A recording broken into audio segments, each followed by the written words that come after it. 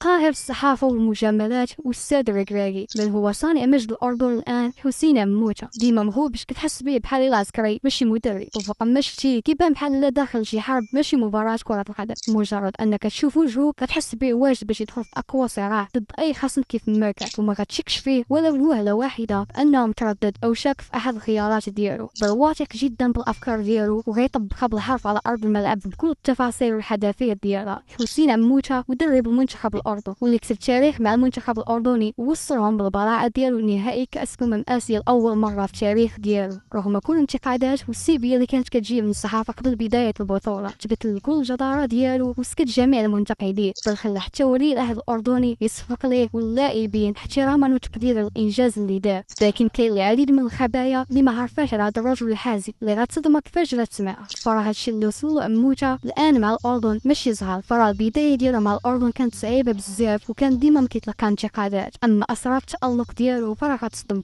لان التجارب اللي دوز كونات خليط سحري ما كاينش بحالو. ما كنعطيلكمش كثر، خليكم معايا باش تعرفوا بعض الحقائق على حسين مموتة. قاهر الصحافة ورجل بعيد كامل البعد على المجاملات. ما عمرك غتشوف مموتة كيفضل شي لاعب فقط الاسم او التاريخ ديالو او شي حاجه من هذا القبيل، وانما كيعتمد على الافضل والاكثر احقيه بحمل القميص بغض النظر على المستوى ديالو او القيمه الفنيه. وبسبب هادشي دابز مع الصحافه بزاف المناسبات، وكانوا ديما ما كيناقشوا الصحافه حول الخيارات ديالو، ولكن كيقنعهم دائما بالدلائل والارقام. وباش تفهموا اكثر كنسخر من النجم ديالو موسى التعمري من ربح جائزه رجل المباراه، وقال بلي ما يستحقهاش لحقاش ضيع الكثير من الانفرادات. والساد المدرب المغربي وليد الركراكي كيف ما سمعتي حسين مموتة والساد معلم وليد الركراكي وما كنخربقش، بل متاكد وانا هقولك علاش. حسين مموتة كان كيدير العديد من الورشات التكوينيه في اكاديميه محمد السادس لكره القدم، وكان الاسطوره ديالنا وليد الركراكي حضر بزاف من هاد الورشات التدريبيه للاستفاده من الخبره الطويله ديالو في التدريب سواء في الكره المغربيه او في قطر. رجل الالقاب بعقليه كترفض الانهزام والفشل، رجل ما كيحتفلش في نص الطريق وما كيضحكش لجزء واحد من الانجاز، بل كيسعى دائما انه يوصل ابعد نقطه وابعد حد في اي منافسه كان فيها. وهضرتي كيأكد واجد الجوائز العديده اللي كيدي مع اي فريق مشى ليه سواء محلي او قاري. وختاما واش كتظنوا ان هذا المدرب اللي ما كيضحكش واللي عنده غير نيشان غير ربح كاس